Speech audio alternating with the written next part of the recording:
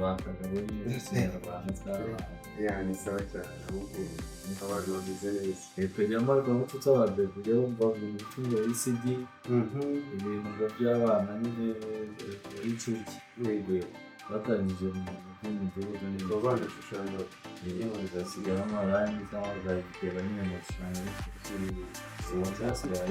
byose sawa cyane ariko rero sansa twakira ya muri studio biriya twakira n'abasabye bana aho ni sawa niko yari umukobwa ukeye big boss karibu asante sana ubusa abantu batakuzi njyewe se njyewe ni amazina ni Rukundo Patrick aka Puff G n'ibisanzwe nyine nko ku muntu wakurikiye umuziki wa kera nibwo yanyibuka uranye na ba Neg G n'abaririmbiye indirimbo amakarasi cyane z'abantu b'abaraperi nkaririmba amakarasi ni Puff G nyine nuko umuntu aba yarashaje ahubwo warakuze umuntu aba warakuze nta mpamvu yo kwisa umuntu aba yarakuze yego Puff G nyine abashomeri nyine indirimbo za Neg G bashomye Nyagasani Imana dutabare ukurumva isengesho ry'abana bawe abashomeri tugusabye dutakambye kandi twizeye kuza duha icyo dushaka indirimbo za kera z'amahoro school hari n'izindi ziba ziraho reka mukinira akantu ndabe kukibuka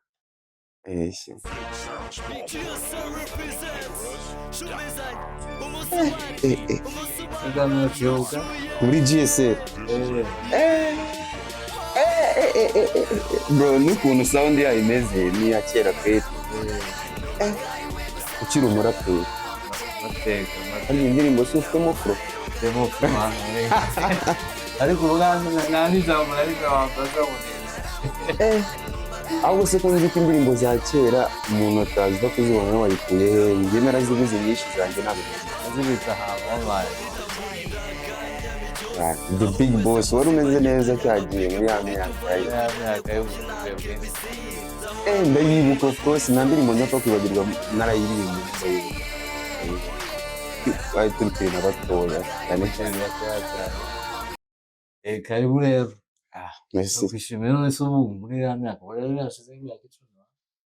aciyemo imyaka myinshi indirimbo kuko urumva kandeba aciyemo nk'imyaka 15 kuko nyuma yaho hari n'izindi mana naragiye nkora indirimbo mazifite nko kuri YouTube ugeraho ugasanga imaze imyaka 12 YouTube yawe ni iyihe se abantu bayimenye njyewe indirimbo zanjye zirandagaye ahantu hose nzazishakisha zishyire hano kureba muri ibi bintu bijyanye n'ubuhanzi na creative industry birafasha kugira profile y'ibintu byawe usibye ko nyine umuziki nabonye na kera ukuntu byari bimeze n'iby'ubu biratandukanye umuziki bisigaye biri ku yindi level so ntabwo ari ikintu wapfa kuza ngo ndi umuntu ngo najya kuri microphone nkaririmba nka kundi kwa kera umuntu arazaga ngo nanjye nakwandika akagenda agapfa guperforminga ubu bisaba kugira ngo bikore nka business kandi umuziki ni ikintu cyiza gishobora kukugirira akamaro ubibashije nko kubona opportunity nziza y'abantu mukorana team y'aba fresh ubu bisigaye ari sawa cyane bisungu ntabwo kakora trase no se kundi bifite ijwi nge ari ikintu mba nibaza ira myaka buriya mu bantu nagamahirwe abagamo biterwa n'ukuntu umuntu aba yarakuze urumva nge nakuze ndi muri UTP Soldiers naje ndirimba amakarasi ya Neg G uko nabikubwiye noneho mitamba muri iyo kuru ya Neg G abantu rero bose bumvaga ko Puff nyine ngiye tugiye gukubita ibintu byaganje kwa Neg G habamo ikintu cyo kuba nyine hajemo akantu ko kutumvikana hagati yanjye na Neg G na M.I.M uramwibuka M.I.M zamani urumva nyine turatandukana yabaye umupapa nawe barashaje urebye nyine nuko twagiye tuburana nanjye rero ubwo ntangiye no gukora ibyanjye mpura n'ibindi bintu by'inzitizi ndakwama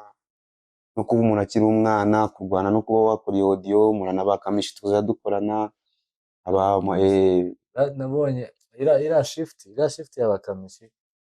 bagiye harimo buriya ikintu cyagiye cy'icyuho cyane industry itangira bundi bushyashya urabona abantu bose ba kera twakoraga umuziki twakoranaga hano harimo ba Rick Kamishi hari abantu benshi cyane bagiye bavamo bakagenda bakajya mu bindi bihugu. Uburyo ubona bari abantu iyo baza kuhaguma hari uburyo indi sura umuziki mu Rwanda uba ushaka uri no hejuru cyane, aho abantu bazamukanye nabo bigashifitinga bakava muri industry muri iyo network ibisenye bajya bisa nkaho ari ugutangira bundi bushyashya. Ubu ngubu dusigaye dufite element niyo waje arabafata neza yahinduye ibintu byose, ibintu byarahindutse ubu ngubu ntabwo umuziki ukimeze nkaho ndi kubwa Dr Jacques byarahindutse n'aba AG nk'ino ndirimbo iyi ngiyi ndabyibuka ko twayirikodingiye ku muproducer bitaga AG Umuhima gutyo we ntabwo ukibyibuka. Yewe byose mba mbyibuka byinshi. Dr Jacques hari indirimbo yagize arikodinga kose nibuka amara umuntu wese wagiye kwa Dr Jacques bana byanze bikunze aba ari umunyamuziki. Rest in peace legend yaguye i Burundi umuvandimwe. N'aba DJ Lili nabo baracyari aho uramwibuka Rudoviko zabaye hari abayibereye Kimironko kwa Mushimyi ziracyakora music. Yego arakora hano hanze afite dread zigera ku mavi. Hano hanze hari abantu bameze nk'abacitse intege ariko bagifite urukundo nyine rw'umuziki. Courage kabisa. Ubu rero nyine nanjye shift yavuye mu muziki za mu bitabo. Mu bitabo urebye ni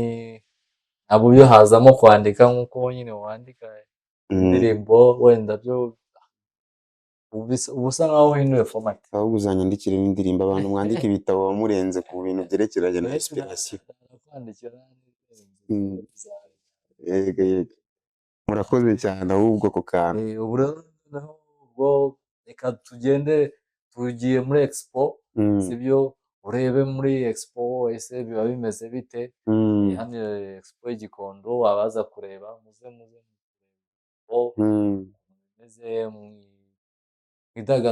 mwidagadure twiga no gusoma cyane rwose ni byiza. N'umuhanzi Pafuti yaje kudufasha yaje kudutera inkunga ndi kumwe kabisa. Arimo ariga ibitabo uko bimeze wenda naho umunsi utama igitabo nawe amenye ariko Tom Close arandika kuva na kera ari n'umushushanyi aranashushanya. Burya inganda z'ubuhanzi ziba zifite ahantu zijya guhuriramo gato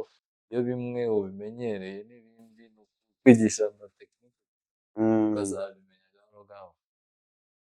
Arya buriya ariko bisaba nabyo kugira ngo ube utuje mu mutwe ntabwo wabikora ujagaraye. Iyo bishakira umwanya. Sawa rero merci. Urakoze cyane. Asante sana. Kanya muri expo.